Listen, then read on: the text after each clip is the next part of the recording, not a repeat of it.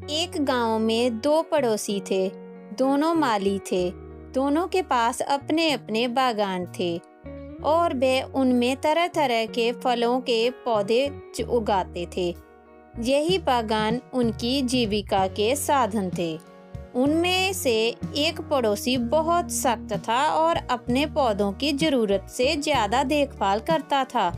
उसे लगता था कि पौधों की अगर ठीक से देखभाल नहीं की गई तो वे नष्ट हो सकते हैं। लेकिन दूसरा पड़ोसी पौधों को प्राकृतिक रूप से विकसित होने देने पर विश्वास करता था। वह पौधों की उतनी ही देखभाल करता था जितने के उन्हें आवश्यकता थी, लेकिन वह अपने पौधों के तनों और टाहनियों को काट छांट ना करके अपनी मनमर्जी दिशा में बढ़ने देता था। इससे वे स्वाभाविक रूप से विकसित होते थे।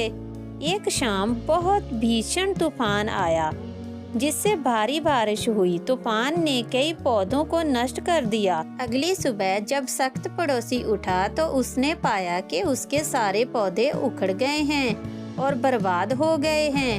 वहीं जब दूसरा पड़ोसी उठा तो उसने पाया कि उसके पौधे अभी भी मिट्टी में मजबूती से लगे हुए हैं। इतने तूफान के बावजूद रिलैक्स पड़ोसी के पौधे खुद ही चीजों का प्रबंध करना सीख गए थे।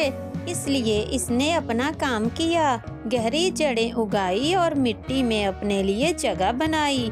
इस प्रकार ये तूफान में भी मजबूती से खड़ा रहा, जबकि उस सख्त पड़ोसी ने अपने पौधों का जरूरत से ज्यादा ख्याल रखा था।